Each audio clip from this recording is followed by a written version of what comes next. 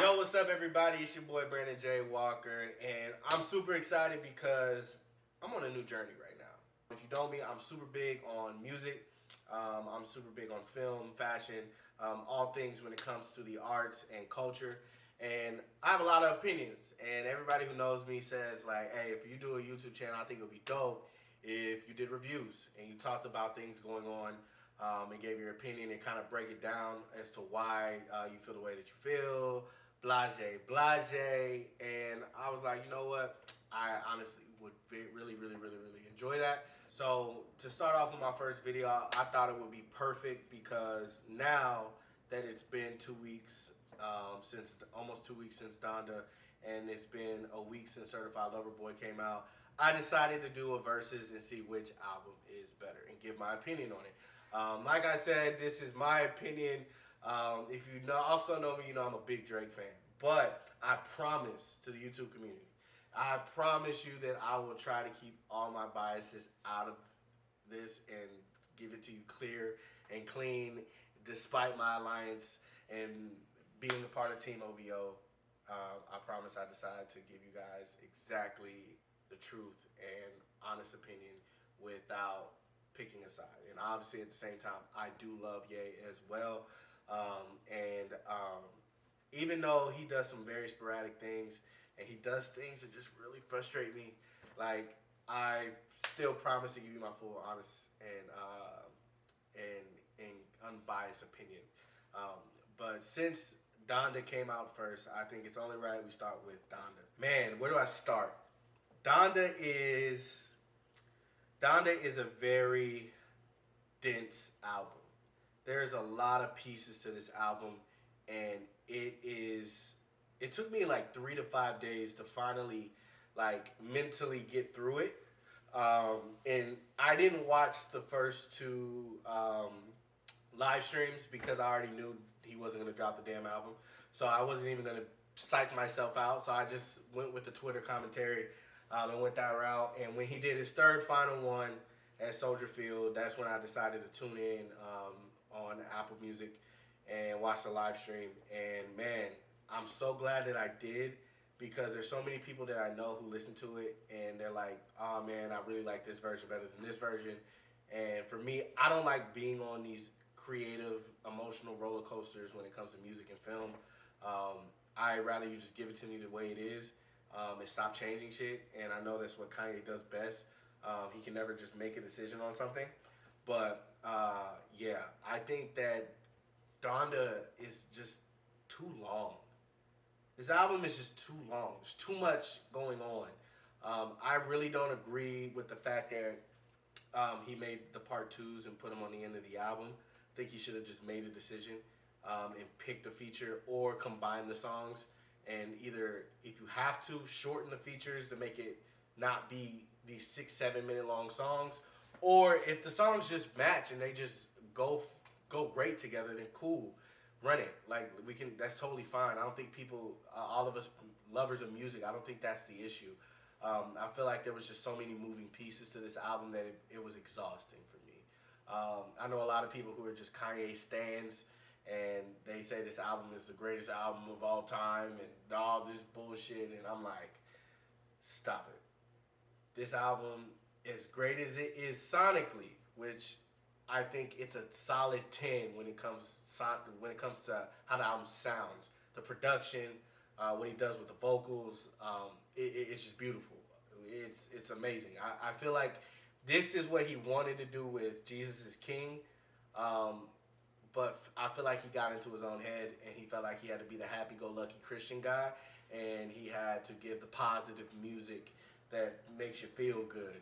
And I feel like that was the downfall of Jesus is King, because with Donda, he kept that Christian faith based value, but he also brought in the truth of the struggle of being a man of faith. And whether it's mental health, whether it's his marriage, being a dad, and views that he has with people in the industry and people that he thought were friends and this, that, and the other, I feel like all that plays into why this album was so much better than Jesus is King. There's a lot of tracks, 27 tracks, and out of all of them, I would say that he could have had a Grammy-winning album of the year conversation type album if he took that 27 and made it 15 or 16. That's my opinion. Um, Obviously, if you go through the track list, some of my favorites, obviously Jail. A lot of people love the whole version better than the baby version, but I really feel like he could have just merged those two together and just made it that much better. Obviously, with the whole canceling situation with the baby and all this other shit, like I feel like people would just shit on it anyways. But anybody who just loves music and just appreciates it anyways, don't give a fuck about that shit, bro. Jail, God Breathe, these are good songs.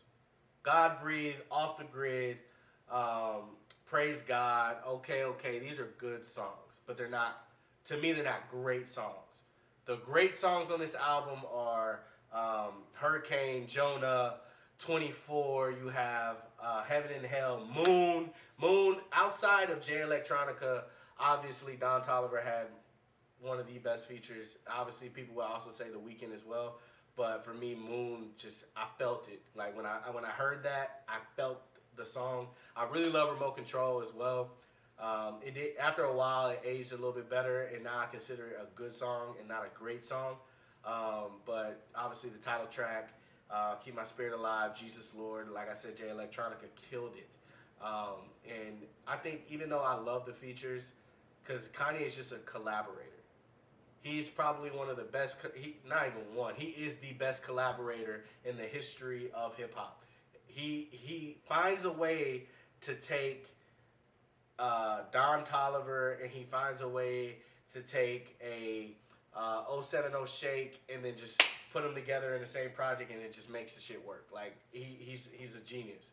And the way he does that with people is just mind-boggling to me, and something I really appreciate him and what he does with this album. But, bro, 30 plus features on the damn album, bro? Like 30. 30. You got 30 plus people who contributed vocally to this album. I'm not even talking about writing. I'm not talking about producing. None of that shit. I'm talking about vocally. People whose voices were on this album. You had 30 plus people on this album. That's insane to me. Like, I don't think there's no excuse for that, honestly, for me. There's no excuse for having a 27-track album. I gave Drake shit for that on Scorpion, and I'm not going to let Kanye slide just because it was sonically better. Like, nah, not at all. Like, you got 27 tracks and you got 30 plus features on the album. That is too much happening. Too much happening. And a lot of stuff sounded unfinished. A lot of stuff sounded like it wasn't fully done. And Kanye, despite how good the music is, he is probably one of the most sloppy when it comes to rollouts. He's one of the most sloppiest, most unorganized people when it comes to dropping an album. And it drives me nuts. But anyways, back to the track list. Jesus is Lord. You got Come to Life. No Child Left Behind to me is that's an eh. But Pure Souls, hard. Television, should have left that song off the damn album. I don't know why he put it on there. Maybe the fact that it was just because it was a Pop Smoke or what. I don't know. That he should have left that song on Pop Smoke album instead of taking a 2-minute portion of the song and putting it on his project. I think that was pointless. There was no point for that. And when you look at the album from top to bottom, it's good. It's not amazing. It's a great album sonically, but when it comes to if you want to implement the rapping, which I feel like Kanye didn't rap enough, in my opinion. If you take the rapping, if you take the features, if you take the production, if you take the delivery and everything else incorporated, I can't say this album is great. There was a lot of things and a lot of hype leading up to this album because of the him and Drake beef, and I feel like they could have delivered more. And I would give this album on a scale of 1 to 10. I'll give this album an 8. I give this album an 8. Some days it's a 7.5, but on a good day you catch me, I'll give this album a solid 8, which isn't bad. It's a good album, but it's not a great album. It's not Call Me If You Get Lost. It's not the off season, like I feel like those are still two of the top albums of the year so far. Um, but let's go ahead and jump over to CLB. First of all, can we talk about how awful the name is? I to this day I don't know why he picked that name. Bothers the hell out of me. Like the stuff that he's given us over the years, I would have never thought Drake would have named one of his albums "Certified Lover Boy." I didn't like the album title. I definitely don't like the damn album cover. I don't like. I made a post about this on my Instagram. Like, I don't know who his creative director is. I don't know who gave the approval on this shit. I don't care who made it. I don't care. I don't care where the inspiration came from. There's no way to me you can explain why that's your album cover. Like, Drake has had some weird album covers. Granted that, we know that. But for the most part, bro, like, you just got artists of the decade, bro. Like, you gotta come with the shit, bro. Like, you have too much expectation and too much, like, too many eyes looking at you to be able to deliver some shit like that.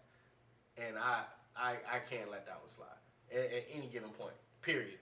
And for me, Certified Lover Boy seemed lazy.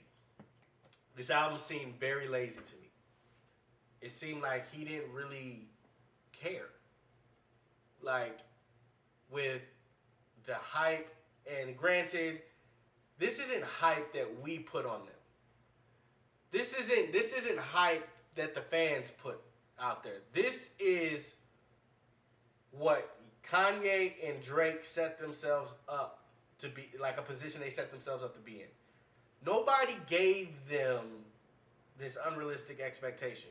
Because of this beef, because of all the shit, the posting the address and going back and forth on IG in the comments section, like all this shit that was happening, they set this bar up that we were gonna get like this. And like I said, Donda was a great album. It wasn't amazing. It was a good album.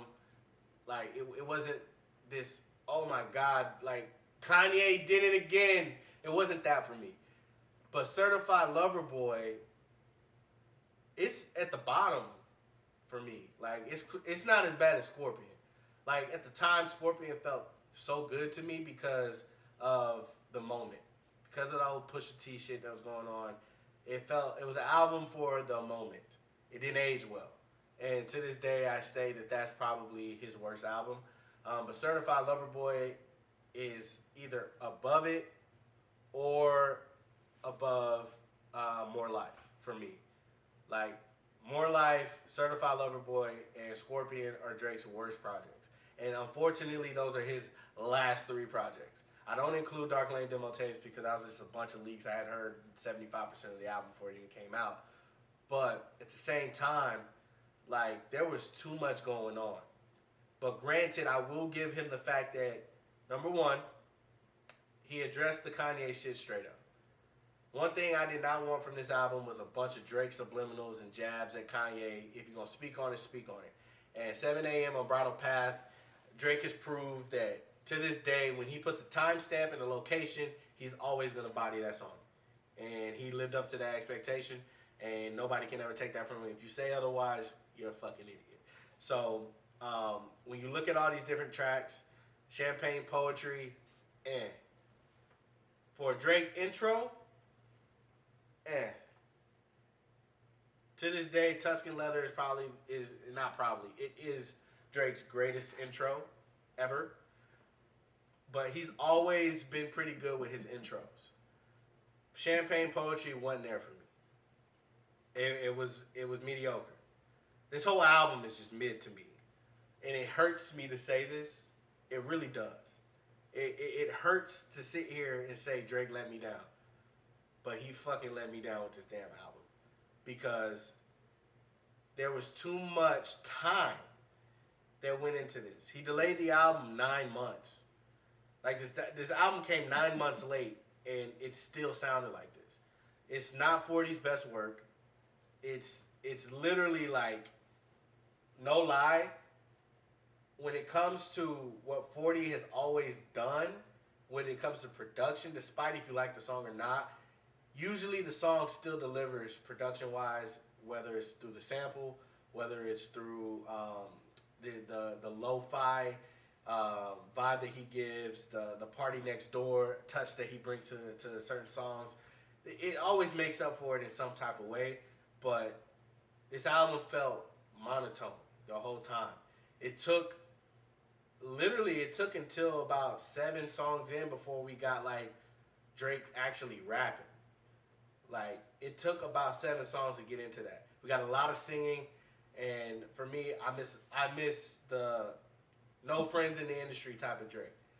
No friends in the industry, Knife Talk, 7 a.m. on Bridal Path are the highlights of that album. Those are the 3 songs that where he just went back to back to back. 21 Savage knew the assignment and he executed it. Everybody can agree that he killed that shit.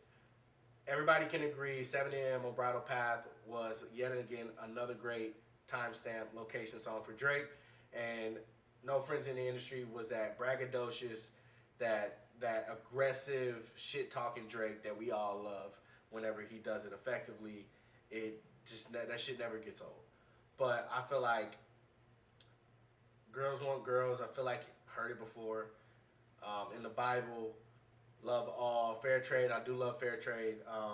Way Too Sexy is the worst fucking song on this album. I think that's probably one of Drake's worst songs. If that's the future Drake and Young Thug verse, if those are the verses we're gonna get from them on a feature, I would be totally fine if they never did a fucking feature together ever again.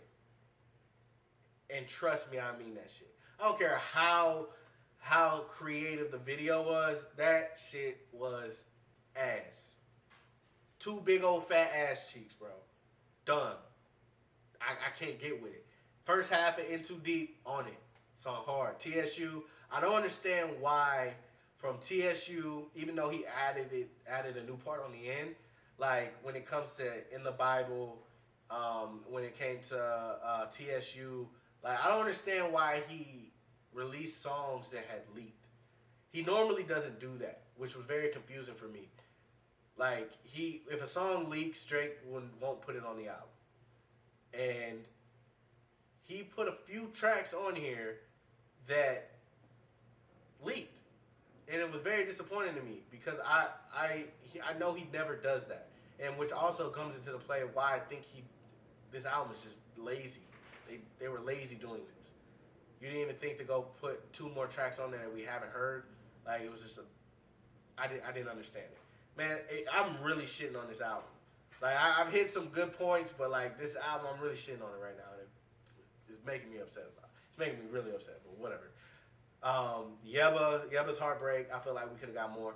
Yeba is an amazing vocalist. Her voice is unreal. I wish we got more from that track from both artists.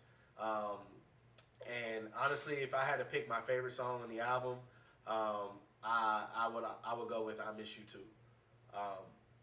I never thought I would hear Kid Cudi and Drake on the song after their whole situation, but that was amazingly done. That probably is one of my favorite tracks on the entire album, outside of 7 a.m. on Bridal Path. And I think what my favorite part about this album is I got rapping, and that's what I didn't get from Kanye on Donda. So I will give that to Drake. He actually rapped, and I wouldn't put all of this on Drake. A lot of this goes in on the production team, 40, Boy Wonder, like all these niggas who normally put out heat, who normally brings it when it comes to the production aspect of it. They didn't deliver at all for me. But Drake did. There was a lot of songs where Drake was in his bag when it came to rapping. Can never take that away from him. People don't give him enough credit because of the whole ghostwriting shit. They don't give him enough credit on the fact that man can actually rap. But outside of that, one of the most things that made me raise my eyebrows. You know, there's a lot of eyebrow raises on this album, and even on Donda. You know, there's a lot of eyebrows that raise like in a good way that made me go, oh shit. And the one for me on Certified Lover Boy is Jay-Z's feature. My biggest question is I want to know when that feature was recorded, because the Jay-Z we heard on Donda is not the Jay-Z we heard on Certified Lover Boy. Obviously, the rumor is he wasn't talking about Ye in that feature, but it's hard to decipher. And there's certain things that he says that just aligns with the 2016 Kanye standing up and just shitting on Drake and Jay-Z and Cudi for like 35, 45 minutes. That and just walking off and ending the show. But I feel like there's a lot going on, and I don't know if Drake was holding on to this feature and decided to put it on there just to make Ye think it's about him. I have no idea. Drake's petty like that. He's a Scorpio, but who knows? Who fucking knows? Also, another thing for me, Drake could have did way better with the features on here, bro. I don't know why Travis Scott was on Fair Trade. Even though it sounded good at moments, as a whole, I don't know why he was on that. I have no idea why he was on that project. Lil Durk was in his bag. Giving Out was in his bag, but still, I felt like that song could have been better. Lil Baby in his bag, so I will give that as a good feature. Lil Baby had a good feature. Even though Durk and Giveon did their thing, I feel like the song could have been better. Travis Scott, I have no idea what the fuck Travis Scott be. When Travis Scott, even though it sounds good, I don't know what the fuck this man be talking about half the time. And Future and Young Thug had hands down the worst song and the worst features on the entire project. I also want to know who approved that song being on this damn project. I have no idea who approved it, but they need to be fired ASAP. Man, well, obviously, if you haven't caught the drift by now, when it comes to Certified Lover Boy and when it comes to Donda, for me, I think Donda is the better album. Even though the album is very cinematic, and I really look at it as an experience. Like what I saw on Apple Music and what he did with building his childhood home, like that was an experience. That was art to me. That was like freaking Shakespeare. That was Mozart. Like that was amazing to me. So even though Donda to me is more of an experience and more of a musical play, it's still a better album than Certified Lover Boy. If I had to scale Certified Lover Boy on a scale of 1 to 10, I'm giving this album a 5. A 5, 5.5. And that pains me to say, but even though we all know that this album is mid, he still outstreamed Donda in the first 3 days of the album being out. So technically, if we're going off of that, Drake did win the battle. He won the drop, got the most streams, broke all the records, took over the charts and all that shit. But all of us who appreciate music, despite of who our fandom and loyalty lies with, we can all agree that Donda is a better album than Certified Lover Boy. Drake, he could have did better. He owed the fans more than that. And for somebody coming off being announced as the artist of the decade, we definitely did not deserve to listen to this shit. So, thank you guys for watching. Make sure that you subscribe down below. Let me know what you think in the comments. I'm going to start doing this stuff more consistently and putting my stuff out there. Like I said, I'm new to this. First video. So, I hope you guys enjoy it. Obviously, I'll look over it and go over the little tweaks and things that I'll change to make things a little bit better in the future. But yeah, man, I appreciate you guys watching. And I hope you guys enjoyed the albums just as much as I did. Or hated it just as much as I did. So, hope you guys enjoy it. See you guys on the next video. And peace, love, positivity, and extra creativity. I'm out.